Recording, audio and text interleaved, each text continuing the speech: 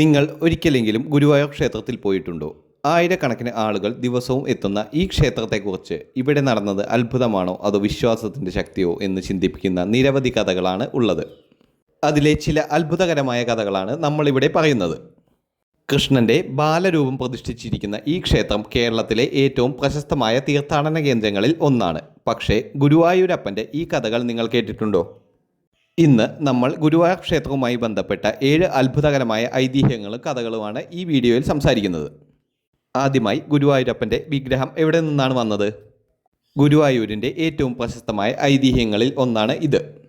ദ്വാരകയിൽ ശ്രീകൃഷ്ണൻ ആരാധിച്ചിരുന്ന വിഷ്ണു വിഗ്രഹം പിന്നീട് കടലിൽ മറഞ്ഞുവെന്നാണ് വിശ്വാസം. കലിയുഗത്തിൻ്റെ തുടക്കത്തിൽ ആ വിഗ്രഹം ഗുരുവും വായുദേവനും ചേർന്ന് കണ്ടെത്തി ഇന്നത്തെ ഗുരുവായൂരിൽ പ്രതിഷ്ഠിച്ചുവെന്നാണ് ഐതിഹ്യം. അതുകൊണ്ടാണ് ഗുരു പ്ലസ് വായു പ്ലസ് ഊർ എന്നിങ്ങനെയാണ് ഗുരുവായൂർ എന്ന പേര് വന്നത് എന്നാണ് വിശ്വസിക്കപ്പെടുന്നത്. 2. ശിവനും ഗുരുവായൂരപ്പനും തമ്മിലുള്ള ബന്ധം. ഗുരുവായൂർ ക്ഷേത്രത്തിൻ്റെ വടക്കു ഭാഗത്തുള്ള വിശുദ്ധ കുളവുമായി ബന്ധപ്പെട്ടും ഒരു ഐതിഹ്യമുണ്ട്. ഇവിടെ പരമശിവൻ വെള്ളത്തിനടിയിൽ തപസ്സിരുന്ന് മഹാവിഷ്ണുവിനെ ആരാധിച്ചുവെന്നാണ് വിശ്വാസം. ഇതുമായി ബന്ധപ്പെട്ടാണ് ഗുരുവായൂരിനടുത്തുള്ള മമ്മിയൂർ മഹാദേവ ക്ഷേത്രത്തിലും പ്രത്യേകം പ്രാധാന്യം ലഭിച്ചത്. ഗുരുവായൂർ തൊഴുന്നവരെല്ലാം മമ്മിയൂർ മഹാദേവനെ കൂടി കണ്ട് തൊഴുതതിനു ശേഷം മടങ്ങണമെന്നാണ് വിശ്വാസം. ഇനി മറ്റൊരു അത്ഭുതകരമായ കഥയാണ്.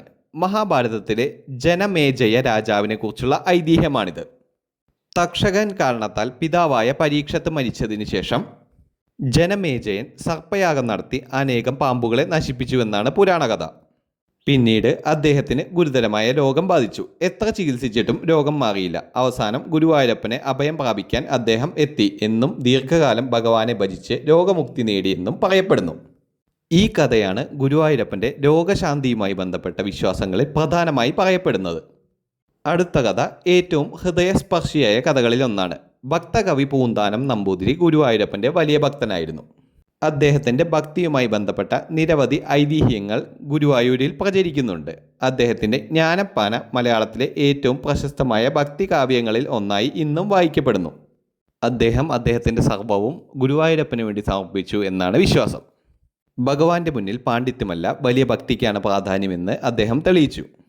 അടുത്തത് മേൽപ്പത്തൂരും നാരായണീയവും. ഗുരുവായൂരുമായി ഏറ്റവും ശക്തമായി ബന്ധിപ്പിക്കപ്പെടുന്ന മറ്റൊരു പേര് മേൽപ്പത്തൂർ നാരായണ ഭട്ടതിരി. അദ്ദേഹത്തിൻ്റെ നാരായണീയവും ഗുരുവായൂരപ്പനോടുള്ള ഭക്തിയുടെ മഹത്തായ സൃഷ്ടിയായി കണക്കാക്കപ്പെടുന്നു. രോഗബാധിതനായ ഭട്ടതിരി ഗുരുവായൂരിലെത്തി ഭഗവാനെ സ്തുതിച്ച് നാരായണീയം രചിച്ചു എന്നാണ് പരമ്പരാഗതമായ വിശ്വാസം. അങ്ങനെ ഒരു ഭക്തൻ്റെ വേദനയിൽ നിന്ന് ജനിച്ച കാവ്യം പിന്നീട് ലക്ഷക്കണക്കിന് ഭക്തരുടെ പ്രാർത്ഥനയായി മാറി. അടുത്തതായി എല്ലാവരും ഇഷ്ടപ്പെടുന്ന ഗജരാജൻ ഗുരുവായൂർ കേശവൻ. ഇത് ഒരു മനുഷ്യനല്ല, ഒരു ആനയുടെ കഥ. ഗുരുവായൂർ കേശവൻ 1922 നിലമ്പൂർ രാജകുടുംബം ഗുരുവായൂരപ്പന് സമർപ്പിച്ച ആനയാണ് പിന്നീട് ഗജരാജൻ ഗുരുവായൂർ കേശവൻ എന്ന പേരിൽ പ്രശസ്തനായത്. 50 വർഷത്തിലേറെ ഗുരുവായൂരപ്പൻ്റെ സേവനത്തിൽ ഉണ്ടായിരുന്ന കേശവൻ ഭക്തരുടെ മനസ്സിൽ ഒരു ഇതിഹാസമായി മാറി.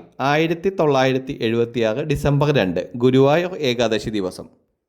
അന്ന് കേശവൻ അസുഖബാധിതനായി. അവസാനം ക്ഷേത്രത്തിൻ്റെ ദിശയിലേക്ക് തിരിഞ്ഞ് നടന്നാണ് കേശവൻ മരിച്ചതെന്നാണ് പ്രസിദ്ധമായ കഥ. ഇന്നും ഗുരുവായൂർ കേശവൻ്റെ പേര് പറയുമ്പോൾ ആനപ്രേമികൾക്കും ഗുരുവായൂർ ഭക്തർക്കും ഒരുപോലെ ഒരു വികാരമാണ്. അടുത്തതായി നിങ്ങൾ ചിന്തിച്ചിട്ടുണ്ടോ ഗുരുവായൂരിലെ ആനയോട്ടം എന്തുകൊണ്ടാണ്? ഇത് നിങ്ങൾ പലരും കണ്ടിട്ടുള്ള ഗുരുവായൂരിലെ അത്ഭുതമായ ഒരു ആചാരമാണ്.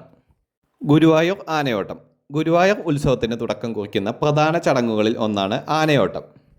പല ആനകളും മത്സരിച്ചോടും. വിജയിക്കുന്ന ആനയ്ക്ക് ആ വർഷത്തെ ഉത്സവങ്ങളിൽ ഗുരുവായൂരപ്പൻ്റെ തിടമ്പ് എഴുന്നള്ളിക്കാനുള്ള അവസരം ലഭിക്കും. ഒരു വശത്ത് 100 കണക്കിന് വർഷങ്ങളുടെ പാരമ്പര്യം, മറുവശത്ത് ഭക്തരുടെ ആവേശം. അതുകൊണ്ട് തന്നെ ഗുരുവായൂരുടെ ആനയോട്ടം ഇന്നും ആളുകളെ ആകർഷിക്കുന്ന ഒരു മനോഹരമായ കാഴ്ചയാണ്. ഇവയിൽ പലതും ചരിത്രരേഖകളേക്കാൾ തലമുറകളുടെ കൈമാറിയ ഐതിഹ്യങ്ങളും വിശ്വാസങ്ങളുമാണ്. പക്ഷേ ആയിരക്കണക്കിന് ആളുകൾക്ക് ഗുരുവായൂർ എന്നത് ഒരു ക്ഷേത്രം മാത്രമല്ല, അത് അവരുടെ വിശ്വാസമാണ്, അവരുടെ പ്രതീക്ഷയാണ്, അവരുടെ ഗുരുവായൂരപ്പനാണ്.